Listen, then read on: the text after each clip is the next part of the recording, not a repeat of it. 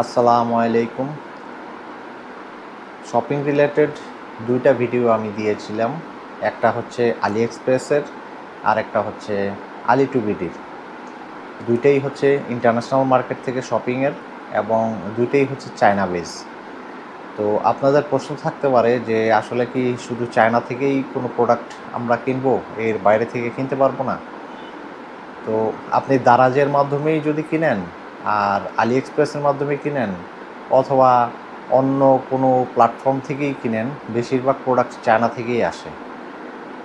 কিন্তু যদি আপনি চায়না থেকেই কোনো প্রোডাক্ট আনতে চান, আলি এক্সপ্রেসের যে শিপিং লাইন সিস্টেমটা আছে সেটা ব্যবহার না করে অথবা দারাজের মাধ্যমে যদি আনতে চান, দারাজের শিপিং লাইন ব্যবহার না করে আলি টু বিডির মাধ্যমে আনতে চান যদি, তাহলে আলি টু বিডির শিপিং মাধ্যম ব্যবহার না করে তাহলে একটা আলাদা একটা সিস্টেম আছে। সেই সিস্টেম সম্পর্কে আমি আসলে আপনাদেরকে একটু জানাতে চাচ্ছি, কারণ যেহেতু আমাদের এই লাইনে থাকতে হয় আর এখন সবাই রোড বাইকের দিকে একটু ঝুঁকতেছে, তাছাড়া মাউন্টেন বাইকের একটু প্রিমিয়াম কোয়ালিটির দিকে সবাই ঝুঁকতেছে, তাদের জন্য আসলে ব্যাপারটা যে বাংলাদেশে যদি আপনারা অল্প কিছু পার্টস আনতে চান তাইলে ওই সবগুলো আপনাকে কোঅপারেট করবে না, কারণ একটা দুইটা পার্টস আনলে তাদের পোষে না। তারা যদি একটু বেশি করে পার্টস আনতে পারে তাহলে তারা একটা ভালো রেটে সেল করতে পারে, আর যে পার্টসগুলোর চাহিদা বেশি সেই পার্টসগুলোই তারা আনবে। বাংলাদেশের মানুষেরা বিভিন্ন প্রোডাক্ট চায়না থেকে ইম্পোর্ট করে, যেমন হোন্ডার পার্টস আলাদাভাবে তারা চায়না থেকে আনতেছে, তাছাড়া অনেকে জামা কাপড় কিনতেছে, কেউ কেউ তাদের যে সোভেনিয়ার প্রোডাক্টগুলো সেগুলো চায়না থেকে কিনতেছে, এছাড়াও অনেকের প্রয়োজনীয় ইলেকট্রনিক্স জিনিস মানুষ চায়না থেকে কিনতেছে।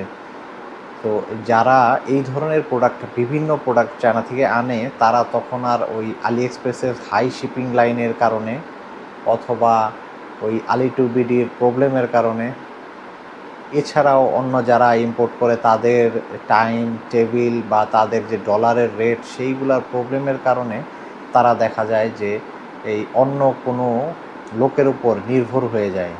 এই লোকগুলোর উপর নির্ভর করার কারণে এই লোকগুলো যখন দেখতে পারে যে আরে প্রত্যেক মাসে তো একটা নির্দিষ্ট পরিমাণ ডলার হ্যান্ডেল করা যাচ্ছে অথবা একটা ফরেন কারেন্সি হ্যান্ডেল করা যায়, চায়না আরএমবি হ্যান্ডেল করা যাচ্ছে, এখানে একটা বিজনেসের একটা মার্জিন আছে, তখন তারা একটা বিজনেস চালু করে দিছে। এখন বাংলাদেশে খুব পপুলার, তা হলো তারা দেখবেন যে ফেসবুক বা ইউটিউব বা টিকটক যে কোনো চ্যানেলে গেলে দেখবেন যে প্রচুর অ্যাড দিচ্ছে, সেটা হচ্ছে চায়না থেকে সরাসরি পণ্য আপনার হাতে এনে পৌঁছে দিবে। এরকম কিছু বিজনেস চালু হয়েছে। এরা বেশিরভাগই অথেন্টিক, এদের অফিস আছে এবং এরা এই চায়নাতে তাদের ওই যে কারো কারো ওয়্যার হাউস আছে, আর কেউ কেউ আছে ওয়্যার হাউস নেই, চায়নাতে তাদের লোক আছে, তাদের মাধ্যমে তারা তাদের ছোট্ট হয়তো কোনো একটা অফিস আছে। তো বাংলাদেশ থেকে তারা ধরেন 2 সপ্তাহ ধরে অর্ডার কালেক্ট করার পরে সেই মালগুলো ওরা পারচেস করে, ওখানে পারচেস করে তাদের ওয়্যার হাউসে বা তাদের ছোট্ট অফিসে ওখানে রাখে। রাখার পর সেই মালগুলো তারা একটা শিপমেন্টের মাধ্যমে নিয়ে এসে পড়ে। যদি হালকা পাতলা মাল হয়, অল্প মাল হয়, তাহলে ইয়ারে চলে আসে, আর যদি ভারী মাল হয় তাহলে তারা শিপে কন্টেনারে নিয়ে আসে, সেই ক্ষেত্রে রেটটা অনেক কম হয়, শিপিং রেটটা। এমন অনেক প্রোডাক্ট আছে যেগুলা অনেক ভারী মাল, সেগুলো তারা শিপে আনে এবং ওগুলাতে টাইম একটু বেশি লাগে, আর ইয়ারে যে মালগুলো আসে সেগুলো তো খুব দ্রুত চলে আসে। তো এই ধরনের বিজনেস যারা করে তারা এখানে এয়ারপোর্টে বা সি শিপমেন্টের ক্ষেত্রে তারা কাস্টমস অফিসারদের সাথে একটা আন্ডারস্ট্যান্ডিং করে নিয়েছে, যার ফলে তাদের কাস্টম ক্লিয়ারেন্সে কোনো ধরনের ইস্যু হয় না। একেবারেই যে হয় না তা না, হঠাৎ করে হয়ে যেতে পারে, কিন্তু সেই জন্য তারা যে পণ্যটা আনতেছে সেটা একটু যাচাই বাছাই করে নেয়। তো তাদের মাধ্যমে যদি আপনি খুব বৈধ কোনো পণ্য বাংলাদেশে আনতে চান তাহলে তাদেরকে যেই মার্কেট থেকে আপনি কিনবেন সেই মার্কেটের লিঙ্কটা দিতে হবে। যদি সেটা অনলাইন কোনো পোর্টাল হয় তাহলে তো খুব ইজি ব্যাপার, কারণ তারা তো সেল করতেছে। আর যদি ইবে টাইপের হয় তাহলে একটা ক্রিটিক্যাল ইস্যু, কারণ ইবেতে বেশিরভাগ প্রোডাক্ট থাকে বিট অপশনে আর কিছু কিছু প্রোডাক্ট থাকে ডাইরেক্ট সেল। এবং ওদের যে সেল অপশনগুলো থাকে সেগুলো শিপিং অ্যাড করা থাকে, তো সেই ক্ষেত্রে প্রবলেম হয়ে যায়। আর যারা এই ধরনের বিজনেস সেট আপ করেছে তাদের বেশিরভাগই হচ্ছে চায়না বেজ। তো ইবে তো আর চায়না বেজ না, ইবে হচ্ছে ওয়ার্ল্ড ওয়াইড। তো ওয়ার্ল্ড ওয়াইড যদি পণ্য আনতে চান তাহলে কিছু কিছু কোম্পানি এখন শুরু করেছে যারা জার্মানি থেকে শিপমেন্ট দিচ্ছে, কেউ কেউ আছে যে ইউকে বেজ এবং আমেরিকা বেজ। তো আমাদের সাইকেলিং রিলেটেড যদি কোনো পণ্য আমরা ইম্পোর্ট করার প্ল্যান করে থাকি তাহলে আমেরিকা বেজ হইলে তো খুব ভালো, কারণ ক্যাননডেলের ফ্রেমগুলো আমেরিকাতেই অ্যাভেলেবল এবং ওখান থেকে অথেন্টিক প্রোডাক্টগুলো আনা সম্ভব। আর আমেরিকা ছাড়া যদি হয় তাহলে সব ইউকে বেজ হলে একটা প্রবলেম। তাহলে ওই পণ্যগুলো কিনতে হলে বেশিরভাগ সিস্টেমটাই হলো এমন, যদি আপনি আমেরিকা ইউকে বেস কোনো প্রোডাক্ট কিনতে যান তাহলে তারা বলবে যে you can use our warehouse only, আমরা শিপিংটা দিব, আপনি তাদের ওয়্যার হাউসে মালটা ডেলিভারি করে দিবেন। সেই ক্ষেত্রে হবে কি, আপনি যখন প্রোডাক্ট কিনবেন তখন সেলারকে আপনার লোকেশন দিবেন, তাদের ওয়্যার হাউস অর্থাৎ বাংলাদেশে যার অফিস আছে, যার সাথে আপনি কথা বলবেন, যার সাথে অর্ডার কনফার্ম করবেন, তার কাজ হচ্ছে তাদের ওয়্যার হাউসে আপনার মালটা পৌঁছায় দিবেন, তারা ওখান থেকে বাংলাদেশে এনে দিবে। এটার ওয়েট চার্জ ক্যালকুলেশন করে ওয়েট চার্জ দিয়ে দিলেই হবে। আর ওদের ওয়েট চার্জটা খুব বেশি হয় না, আমি তো বললামই যে 880 টাকা বা 900 টাকা বা ক্ষেত্র বিশেষে 1000 টাকা হতে পারে। তো আমাদের সাইকেলিং প্রোডাক্ট অবশ্যই সব লাইট ওয়েট, যার ফলে এই ওয়েট চার্জ কোনো ইস্যু না। কিন্তু ব্যাপারটা হলো আপনি যখন পারচেস করবেন তখন আপনাকে ওরা যে অ্যাড্রেস দিবে, ধরেন আমেরিকা থেকে একটা প্রোডাক্ট নেবেন, তো আমেরিকার ওয়্যার হাউসের অ্যাড্রেসটা নিয়ে নেবেন এবং আপনি সেলারকে যখন পেমেন্ট করবেন তখন সেলারকে বলে দিবেন যে সে যাতে লোকালি আমেরিকার একটা নির্দিষ্ট অ্যাড্রেসে শিপ করে দেয়। আমেরিকাতে একটু প্রবলেম হয় মাঝে মাঝে, কারণ আমেরিকা অনেক বড় একটা দেশ, ওদের স্টেটগুলো সব আলাদা আলাদা থাকে। সাপোজ আপনাকে যদি দেয় যে প্রোডাক্ট আপনি যেটা কিনলেন সেটা যদি ফ্লোরিডাতে হয়, আর আপনার দেখা গেল যে কোনো কারণে হয়তো নিউ ইয়র্কে ওদের অফিস, তাহলে ওদের এই ইন্টার ডিস্ট্রিক্ট বা ইন্টার স্টেট ডেলিভারি হইতে হবে, সেই ক্ষেত্রে চার্জ একটু বেশি আসতে পারে। আর যদি একই স্টেটের মধ্যে হয় তাহলে খুব ডেলিভারি চার্জ খুব কম থাকে, তারপর ওই ইন্টারন্যাশনাল চার্জের চেয়ে অনেক কম, আর ট্যাক্সের কোনো ঝামেলা থাকতেছে না। ক্লিয়ারিং ফরওয়ার্ডিংয়ের এখানে যে ট্যাক্সের ঝামেলা, এটা বাংলাদেশে যারা শিপিং লাইন দিচ্ছে তারাই এটাকে হ্যান্ডেল করবে। আর যদি আপনি চায়না থেকে পণ্য আনেন অর্থাৎ আলি এক্সপ্রেস থেকে, তাহলে তো খুব সহজ, আপনি শুধু যারা চায়না থেকে মাল আনে তাদের রেটটা খুব লো হয়, তাদেরকে শুধু আপনি লিঙ্কটা দিয়ে দিবেন যে এই লিঙ্কের এই প্রোডাক্টটা আমি আনতে চাচ্ছি, আপনারা এটা কত করে করে দিবেন, তখন তারা এটা একটা ক্যালকুলেশন করে। কারণ সব আলি এক্সপ্রেসের যে সেলার আছে তারা লোকাল ডেলিভারি করে না, তার কারণ হচ্ছে তারা প্রোডাক্টের মধ্যে কেউ কেউ শুধু প্রোডাক্টের প্রাইসটা দিয়ে রাখে আর শিপিং আলাদা থাকে। তাদের কাছ থেকে যদি আপনি প্রোডাক্ট নেন তাহলে তারা প্রোডাক্টটা ইজিলি দিয়ে দেয়, এটা 99% ক্ষেত্রে এরকমই হয়। আর কিছু কিছু ব্র্যান্ড আছে যে ব্র্যান্ডগুলো ওদের শিপিং আলাদা থাকে, প্রোডাক্টের প্রাইস আলাদা থাকে, কিন্তু তাদেরকে যদি বলা হয় যে তুমি লোকালি ডেলিভারি করো, তারা ডাইরেক্ট বলে দেয় যে আমরা লোকালি ডেলিভারি করব না। তার কারণ হচ্ছে তারা অরিজিনাল যে ইউজার, সেই ইউজারের কাছেই প্রোডাক্ট সেল করবে, অন্য কোনো ইম্পোর্টারকে সে বা এক্সপোর্টারকে দিবে না। এটা হতে পারে তার কোনো বিজনেস পলিসি, কারণ আমি এগুলো ফেস করছি তাই বললাম। তো এটা খুব রেয়ার কেস, যার ফলে এটা নিয়ে আপনাদের টেনশন করার কোনো প্রয়োজন নাই। আপনি 99% পাবেন যে যাদেরকে বললেই তারা প্রোডাক্ট লোকালি দিয়ে দেয়। আর কিছু কিছু দেখবেন যে ফ্রি ডেলিভারি দেওয়া আছে, তাদেরকে যখন বলা হয় যে তুমি এই আমার তো আসলে ইন্টারন্যাশনাল পেমেন্ট করার ক্যাপাসিটি নাই, আমি লোকালি প্রোডাক্ট ইম্পোর্ট করব, আর ট্যাক্সের যে ইস্যু আছে সেই ইস্যুটা আমি হ্যান্ডেল করতে পারবো না, সেই ক্ষেত্রে আপনি যখন বাংলাদেশের যে ইম্পোর্টার যারা আছে চায়না থেকে ইম্পোর্ট করে তাদেরকে যদি আপনি বলেন যে আমার এই যে লিঙ্ক এটা এনে দাও, তখন তারা বলতে পারে যে এটার একটা শিপিং চার্জ অ্যাড হইতে পারে, ওই যেটা লোকাল চার্জ অ্যাড হয়। অর্থাৎ চায়না অনেক বড় দেশ, চায়নাতে এমন একটা স্টেটে প্রোডাকশন হচ্ছে যে স্টেট থেকে ওই শিপিং যারা করতেছে তাদের অফিস পর্যন্ত আসতে গেলে একটা লোকাল ডেলিভারি থাকে। যেমন আমাদের পাঠাওয়ের একটা ডেলিভারি আছে। পাঠাও যদি বাংলাদেশের ঢাকা থেকে চিটাগং কোনো মাল পাঠায়, যদি ধরেন 120 টাকা 30 টাকা লাগে, তাহলে ওদেরও একটা এরকম চার্জ আছে যেটা আরএমবিতে নেয়, যার ফলে ওটার একটা চার্জ ভালো চার্জ পড়ে যায়। ধরেন 1 কেজি ওজনের একটা প্রোডাক্ট যদি একটা স্টেট থেকে আরেকটা স্টেটে যায়, 1000-1200 টাকা চার্জ বেড়ে যেতে পারে।